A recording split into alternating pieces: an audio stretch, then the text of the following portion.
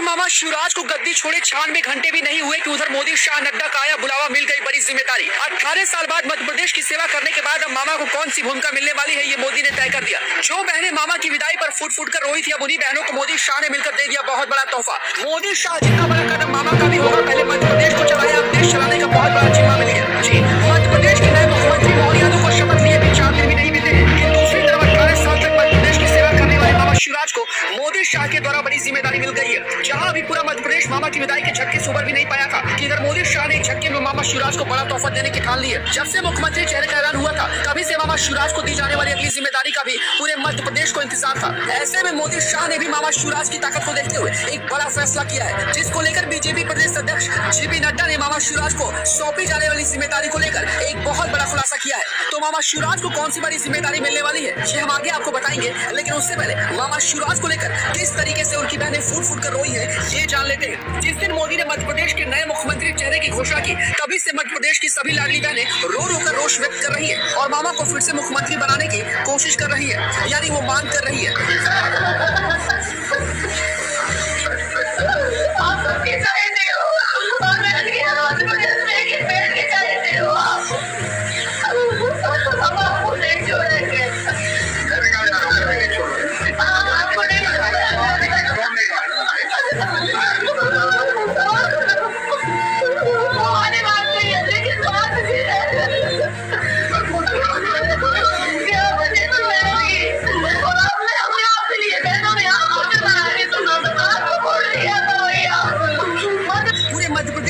यकीन नहीं हो रहा है कि उनके भाई की 18 साल की सेवा के बाद विदाई हो गई है। मध्य प्रदेश की जनता को परिवार की तरह रखने वाले मामा की विदाई के बाद उनकी बहनें फूट फूट कर रोने लगी। कई सारी वीडियो और फोटो सामने आई, यहाँ तक कि मोदी कैबिनेट के मंत्री विधायक को भी इस बात का अंदाजा नहीं था कि शिवराज सिंह चौहान को इस बार मुख्यमंत्री नहीं बनाया जाएगा। पूरा मध्य प्रदेश मोदी के इस फैसले से हैरान रह गया। यहाँ तक कि हालात तो ऐसे हैं कि नया सीएम मिलने के बाद भी अभी भी किसी को यकीन नहीं हो रहा। शिवराज सिंह चौहान के पास अभी किसी भी तरह का कोई पद नहीं है। इसके साथ मामा अभी फिलहाल बिना किसी भूमिका के मध्य प्रदेश में अपने खेतों में खेती करते नजर आ रहे हैं। बताते चले कि मध्य प्रदेश के मामा खुद एक किसान परिवार से आते हैं, जिसकी वजह से विदिशा में अपने घर पर वो खेती करते नजर आ रहे हैं। लेकिन शपथ ग्रहण के दौरान मंच पर भी मोदी से ज्यादा शिवराज के नाम की गूंज होती रही। मोदी को भी मामा शिवराज की ताकत का अंदाजा हो गया और ऐसे में आने वाले लोकसभा चुनाव को लेकर बड़ी भूमिका देने को तैयार है। इस बीच एक बड़ी खबर आ रही है कि मोदी शाह ने मिलकर वसुंधरा राजे और शिवराज सिंह चौहान को केंद्र बुलाने की तैयारी कर ली है। मोदी शाह नड्डा तीनों मिलकर कुछ बड़ा खेल करने जा रहे हैं और शिवराज का भी कर मोदी शाह की तरह ही केंद्र में दिखाई देगा। बीजेपी अध्यक्ष जेपी नड्डा ने मामा की भूमिका को लेकर एक बड़ा खुलासा करते हुए बताया कि मामा के साथ राजस्थान की दिग्गज नेता